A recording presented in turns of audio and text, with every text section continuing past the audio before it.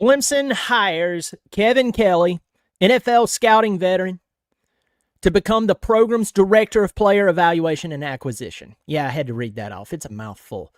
What does this mean for Clemson? What will he be doing? And how is it different than Jordan Sarles being over the whole transfer portal? I'm getting to that in just a second. Welcome to the channel. I'm glad you're here. If you like talking Clemson football and college football, I hope you will subscribe. It is free. I do appreciate it.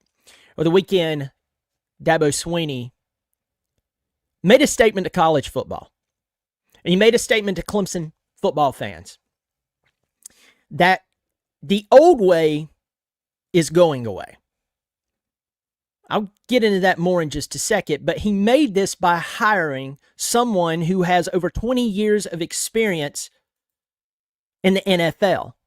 Kevin Kelly is a 23-year veteran from the NFL as a scout. He's been a scout since 2001. In some form or fashion, this guy has been scouting players.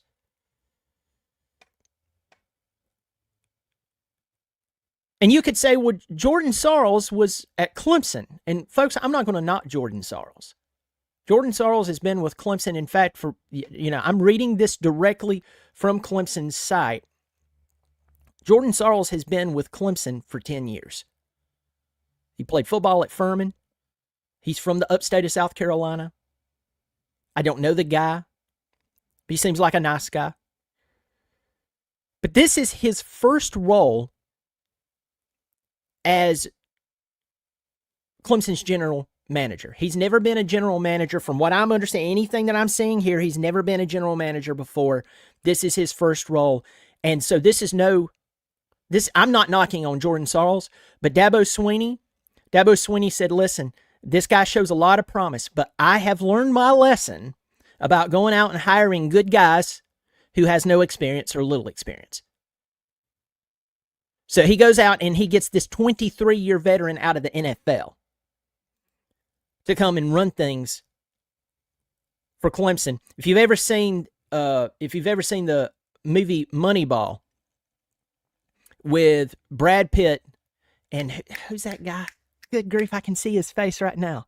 I'm losing it. Jonah Hill. That's it. Based on the true story of a scout who could use data to figure out who to draft, who to keep, who to retain, how to pay, who to pay. It's kind of like that. And so he's bringing him in, and this is a statement to Clemson. And I know I've said this like 3 times now, but I'm telling you, this is exciting for me. Because Swinney he's making it very well known to the college football world. You thought I was out, and by the way, he earned that. It wasn't like a bunch of people. I know there's people in the media who they don't like Dabo, and then not only do they not like Dabo, they don't like Clemson. Clemson's a small town in the upstate of South Carolina. They don't like that sort of thing. For some reason or the other, or they're not in the SEC and that's their money cow. That's how they make their money, is the SEC, so they put down on Clemson. They put down on other teams that's not Clemson, or maybe an Ohio State or a Notre Dame or a Southern Cal or something like that, but they always find a way to put down on Clemson. So no matter how well Clemson does, no matter how well Dabo Swinney actually does, they'll never like him. And that night in Santa Clara when Clemson beat Alabama by 4 touchdowns in the national championship, that proved a lot that evening. But Dabo Swinney, unfortunately, earned the criticism when he was hiring a bunch of inexperienced guys. His last multiple hires has been guys who has a lot of experience, good experience, and they're veterans. Kevin Kelly, Tom Allen, Rumpf, Matt Luke. See a trend here? And the impact of Kevin Kelly is he's bringing that ability to assess players and figure out who deserves what pay from the school, from the collective, from the whatever.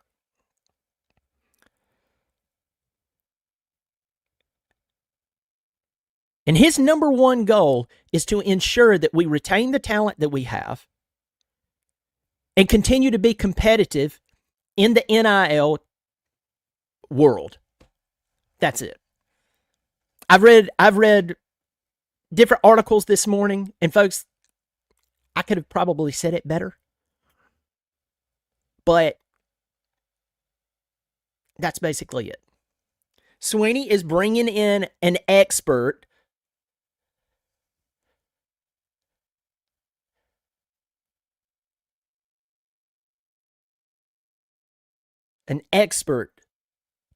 to run this recruiting thing. And college football, let me tell you this, college football, and every critic of Dabo Swinney and Clemson, the ones, now listen to me, the ones who, no matter if Clemson was winning a lot, I'm talking about really competitive. I'm talking about those Trevor Lawrence teams where it was like, oh, y'all are a really good team. Where do y'all want to play? Play at your house? We'll beat you. You want to play us in the college football playoff? We'll not only beat you, we'll humiliate you. Where do you want to play? You want us to play at a neutral site, but it's really close to your university? But, oh, it's a neutral site, but it's close to your university. Oh, we'll come in and we'll beat the color out of your jerseys. Those media members didn't like Clemson then. So there's no pleasing those people. I talked about that just a second ago. But for the people who justifiably looked at Swinney and went, it looks like he won his 2 national championships, which is unbelievable. But he's coasting now. He's coasting. He doesn't care anymore. The university's not going to fire him. They shouldn't fire him. But he knows that he can keep getting his $11+ million per year and do nothing. That's it. And they're looking at him going, he's just coasting. This move, I'm telling you folks, and I've said this so many times, and I know I've criticized Swinney, and that's fine. I'm not criticizing him personally. I never wanted the guy fired. But I question his moves. You know, the same moves that wasted the eligibility of guys like, I don't know, Brian Bursay, Miles Murphy, Jeremiah Trotter. Congratulations to Trotter, Shipley, and KJ Henry. I know he's on the practice squad, something like that, on their Super Bowl win with the Eagles. What a game. I really don't care about NFL, but congratulations to them.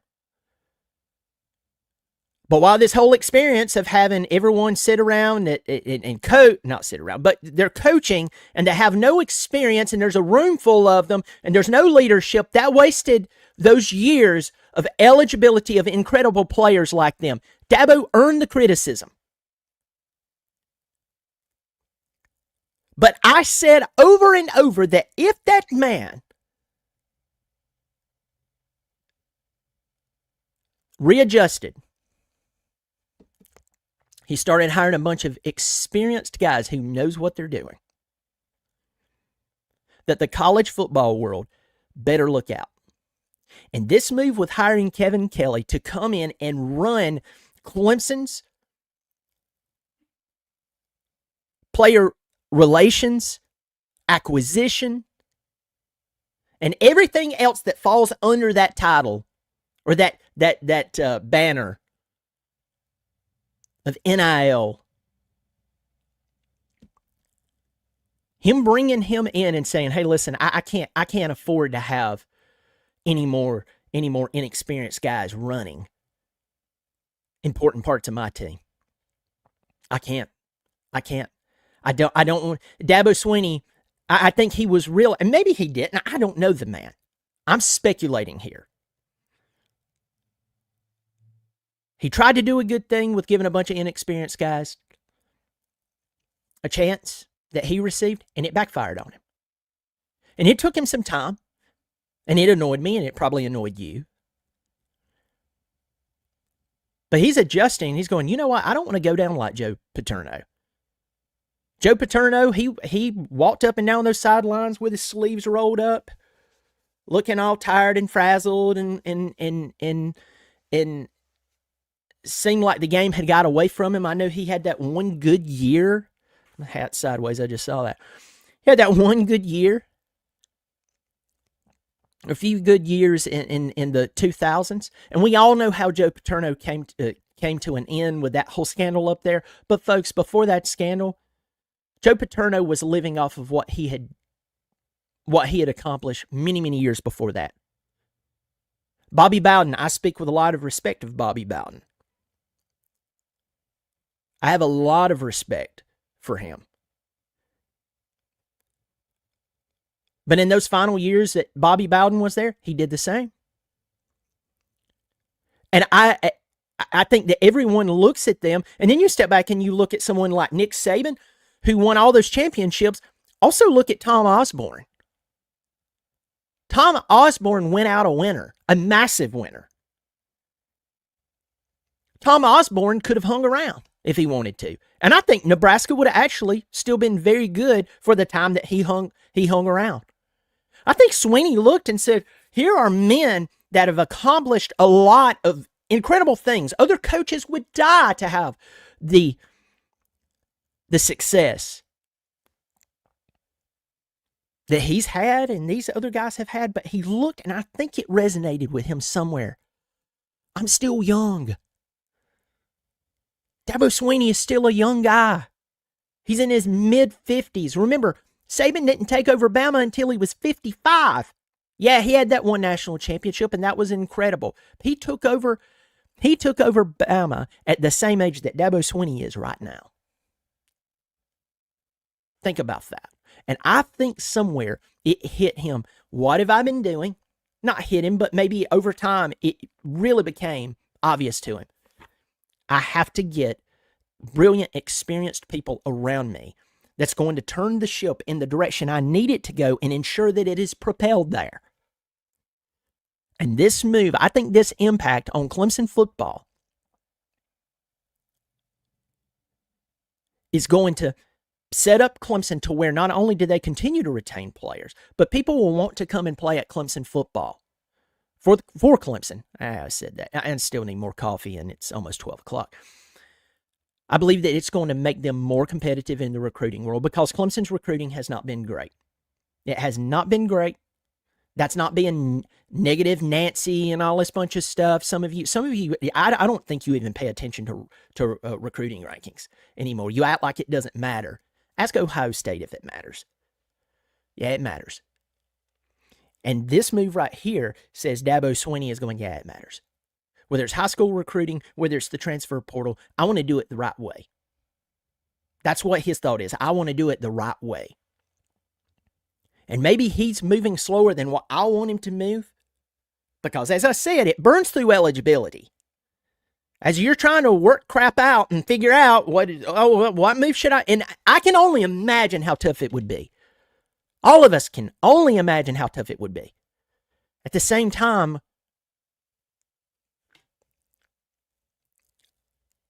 you're wasting eligibility of really good football players. And now it seems like he's turned the tide, and this is a great chance. I think Dabo Swinney, folks, and at the 14-minute mark of this video, I want you to hear one thing. I want to make it very clear. I believe Dabo Swinney is making the bold statement to college football. I am making the moves, not to just hang around. I am making the moves, not just to get into the playoff because Miami couldn't hold a 21-point lead against Syracuse. No, I am making a move to get back to the elite status of college football to where Clemson will play you anywhere, will play you in your home stadium, will play you on a neutral site near your home stadium, but everybody will say, oh, it was a neutral site, even though it was basically a home game. We will play you there. We'll play you in the playoff. It doesn't matter. We'll play you in the national championship. We don't care, and we will beat you no matter who you are, no matter how much you spent on your roster, no matter who's coaching for you, no matter how many national championships you've won in the past or even the recent present. We'll beat you. Dabo Swinney is making that statement to the college football world with more hires like this. Folks, let me know what you think about this hire. How do you think it's going to impact our Tigers? I hope you'll leave that in the comments section. Again, if you haven't subscribed, you like talking college football, you like talking Clemson football, I hope you will subscribe. It is free, and I do appreciate it. Y'all take care of yourself, and as always, go Tigers.